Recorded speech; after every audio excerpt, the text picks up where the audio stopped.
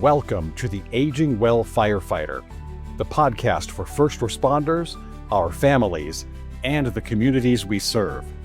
Whether you're on the front lines or standing with us, I'm here to help you fight wisely and age bravely.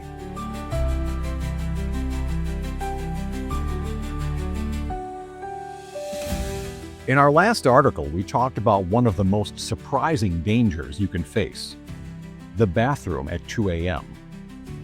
And today we're bringing that story to life on the podcast. My guest is someone whose perspective on emergencies is rare. Pam Tinsley has served as a U.S. Marine. She's been in EMS for over 20 years. She's taught many of us in the EMS world. And today, she works overnight as a 911 dispatcher while also serving as an advanced EMT. That means she's lived both sides of the emergency call. Pam knows what it's like to hear the panic in a caller's voice from behind the headset. And she knows what it's like to walk into that tiny, crowded bathroom and see a patient lying on the floor. Very few people get to see the full arc of an emergency like that. But what makes Pam's story so compelling is not just what she's seen, but how she thinks about safety. From redesigning the bathroom in her own home, to her practical advice about nightlights and floor mats and even leaving the bathroom door open if you live alone. She brings both professional wisdom and lived experience to today's interview. So we're going to talk about why the bathroom can quickly become the most dangerous room in the house, what Pam has seen on both sides of an emergency, and the simple steps you can take to make sure a midnight fall doesn't become your story. So I've got Pam Tinsley with me. And Pam, tell me about what you do with the county and the city. Currently, my full-time job is a overnight dispatcher. So we work from 6 p.m. to 6 a.m. We have a Pitman type schedule. So we work 2 days on, 2 days off, 3 days on, 3 days off. We get every other weekend off, which is a very nice switch from what we used to have. I also run part-time with Naval Ambulance. I am an advanced EMT and have been for about 13-ish years. And you were one of my instructors. Correct. When I have free time on my Tuesdays or Thursdays off, I try to pop in when I'm on call and help out with the students. Julie Staffen originally kind of started the class, and it's morphed into something that as my job has changed at the county, got a little less free time. So other students have come along and other members of our team have come along and taken over as full-time instructors. And I can just be part-time and help out where I can. I saw an official job description for 911 dispatchers a while back, and it absolutely floored me. It said, and this is word for word, nearly constant working under distractions, nearly constant time pressure, nearly constant improper illumination, frequent work in adverse interpersonal situations, frequent work in intense or continuous noise. And that's almost poetic in how brutal it sounds. From your perspective, Pam, what's it really like to handle that kind of environment shift after shift? And how does that impact the way you take and process calls for something as common and as critical as a fall? I think it takes a special kind of person, not to, toot anyone's own horn here, but it takes a special person to be a dispatcher. You are talking to people on their worst days. They're always calling for help, and everything is emergency to them, even though it may not be considered an emergency to anyone else.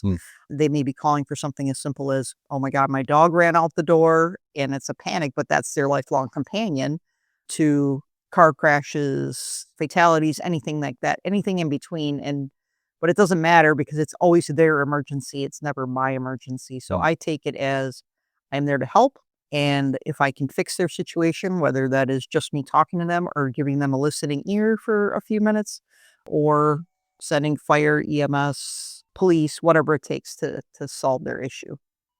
So you've had a pretty remarkable career path. You went from serving as a U.S. Marine to 2 decades in the emergency services. So can you share a little bit about what drew you into service in the first place and what's kept you in it all these years? In high school, I was very interested in being in the service. A lot of family members were in the military, etc., all different branches. And I always thought I would like to serve. I originally went to the Naval Academy for a little bit. At some point, we decided that wasn't going to be the end career path for me. I didn't do as well in college as I thought. I had a very easy time in high school, didn't have to study much. And it was a brutal reality check for me when I got there that I did not have the study habits needed for that place. But when I got out, I did enlist in the Marine Corps. I was ended up in the reservist, and I ended up going into heavy equipment, and I loved it. I love being outside. My dad had nothing but brothers, so when he ended up with 2 daughters, he we both ended up going in the Marine Corps. He kinda raised us a little bit like boys. We were very tomboyish, which probably isn't a very PC term anymore, but we were always outdoors. I deer hunted with my dad, was always in the garage tinkering and learning and handing him wrenches and getting yelled at for not holding the light in the right spot. So, being in that garage with my dad, he was always getting banged up, and I was his little EMT, so my mom was not one to deal with blood, so if he got banged up, I was the one bandaging him, taking care of his wounds and cleaning up the blood before mom saw it, so Do you see a connection now between then and your time in the Marines and the way you approach EMS and dispatch work now? definitely, I think that, like I said, it's not my emergency, I'm there as a conduit to send them the right help, and that's not always me, I'm just sending who I know is the best to fix their situation, so Okay. I don't take anything that's said to me personally. I usually I don't struggle too much with bad calls because again, I know that it's in a power greater than mine's hands of the ultimate outcome. So I just kind of let it go that way. Okay. So you worked both as a 911 dispatcher and as an AEMT in the field. And I feel like that probably gives you a unique perspective on emergencies. How has wearing both hats shaped how you see emergencies and especially an emergency as common as a fall? I think that we have changed some things in dispatch just based on my opinions of information we'd like as first responders. So as EMTs going to a house, there's things I want to know. Mhm. What door to go in, whether that's front door, back door, instead of searching the house for the best way in. Mhm. How big is the patient? Unfortunately, America's getting bigger and bigger and bigger every year. We're not getting smaller as a society. Mm. So weight is important because I know our crews in EMS are getting a little older. Mm. We don't have as many young people that are signing up to volunteer anymore. So it's important to know that if a patient has a significant weight, that we send enough help so that nobody's getting injured in addition to our patient. So, thinking as an AEMT, what's it like to walk into a bathroom fall scene? What stands out about an environment like that? Bathrooms are always kind of terrible because bathrooms are always the smallest room in the house. Mm. It's very crowded. Bathrooms are almost an afterthought in people's homes. I actually built an addition on my own home for my parents to move in with us. And when I was designing the addition, the bathroom was very important to me. And I made it so that if they would fall in there, there was room to work. It has a pocket door. So the pocket door slides into the wall so that if somebody should fall in there, I can still access them. Oh, We've always had situations where the bathroom door always swings in and people fall behind the door in a yeah. small room. And now you can't move them because they're unconscious on the floor behind the door. So you have to try to shove the patient with the door to get in and weasel your way in, which you have done on a call with me. Oh, yeah. As Yeah. climbed over the patient basically onto the sink and then move the patient so that we could open the door or take the door off the hinges to get at them. And so doors that always swing into the bathroom, it just makes it more difficult. So some common sense planning changes can Well, really improve I think it outcomes. really does. And like I said, for my own home, I designed it with if I had to bring a stretcher in this house, Mhm. I want to be able to bring a stretcher in all the way to the patient, not just to the front door and then have to drag them all the way out. Wow, that's terrific. What kinds of injuries do you most often see from bathroom falls compared to other types of falls? I think it's just there's so much stuff to like hit your head on. People that even when we don't feel well, we go to the bathroom and we sit down and hoping that will try to fix what ails us a lot of times. And people pass out in there. They don't feel well. They can fall off the toilet. And now most people's toilets, like the standard toilet, a lot of people get the higher rise, which is nice for older folks because it is taller, so they don't have to squat as low or they don't have safety bars. But if they fall off of it, it's a higher fall. Sure. So more damage. But you've got towel bars and toilet paper holders and things like that. And those are all kind of pointy metal. So if they fall and catch elbows or foreheads on those things, you can get a lot of skin tears, and it can just be tough for older people to recover from those because they're messy. So you've heard people calling you panicked and afraid during an emergency, and you have actually seen the aftermath of an emergency in person. What do you wish more people understood about falls? Just, turn the light on at night. I know it sounds crazy. As a night shift A worker, lot of people. yes, as a night shift worker, I can't shut the light out completely in my room, and I have a bathroom attached to my bedroom, so I get enough light in there to see what I'm seeing. But at night, it's easy to stumble around. Just turn a light on or have a night light. It's not good for you to sleep with lights on in the house, but even if you had a little motion light, they're pretty inexpensive. But turn a light on so you can see what you're doing, and don't just trust yourself to feel your way into a dark room from a dark room. Yeah. Especially if you got pets and things like that, or shoes laying around. Yeah. It's easy to trip on things that you forget you left on the side of the bed between there and the bathroom. So I'm hearing that maybe some advice that you would give people is to make sure that you have a lighted pathway between the bedroom and the bathroom. 100%. Any other advice you would give people about night trips to the bathroom? Just making sure you're not cluttered. We all have our bath mats in front of tubs and things like that. And if they're not nice and flat, if they get curls in them, throw them away and get a new one. It's easy to catch your foot on something like that. It's easy to catch your foot on a wastebasket. You're half asleep, you're not paying attention, and take a fall.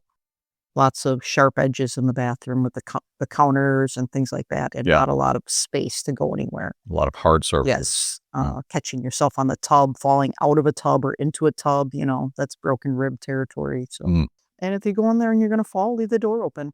I know it sounds crazy, but if you're home alone, leave the door open if you're going in the bathroom, just in case you fall. We don't have to try to squeeze in there. I would echo that advice, having been on calls where people were stuck I know it behind the sounds door. crazy, but we rarely have the door closed at our house. Yeah. We just go to the bathroom. Maybe the bedroom door, but not the door immediately to the bathroom. Well, Pam, I want to thank you for your time today. I know that between EMS and dispatch, you stay very busy. I know you're prepping for a weekend away. Yes. So I appreciate you taking the time to come and talk with me today. All right. Thank you, sir. Appreciate you. Thank you. As we close out this episode, I want to step back and connect a few dots.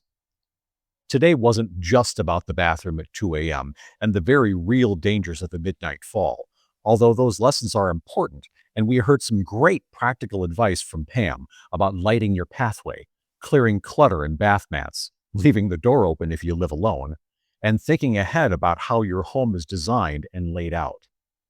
These are small, common sense changes that can make a huge life-saving difference. No, this conversation was also about the people who live on the other end of the 911 line.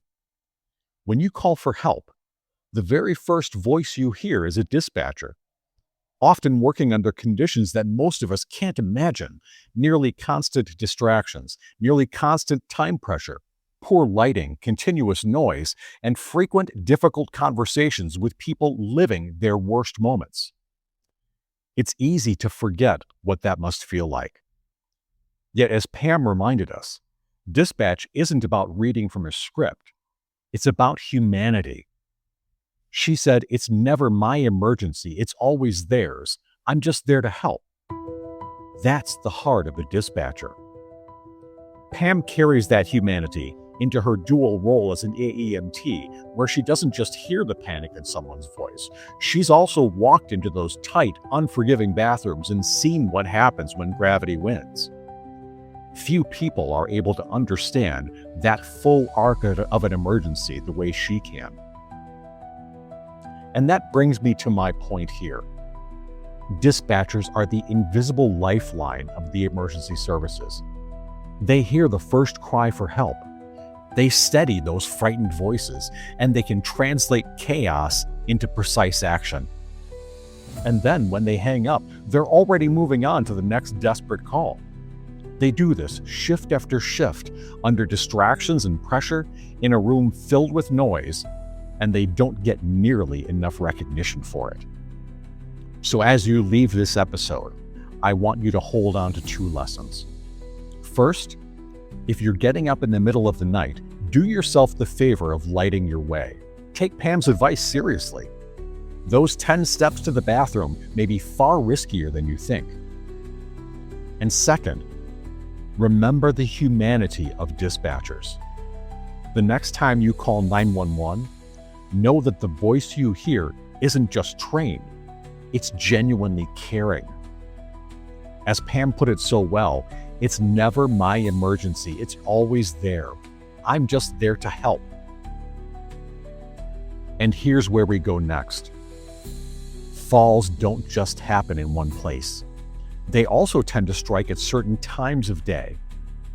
In our next article and the next podcast episode of this Gravity Never Sleeps series, we'll pull back the curtain on why falls cluster at those hidden hours, and how social factors like community and support and even loneliness can turn a stumble into a spiral.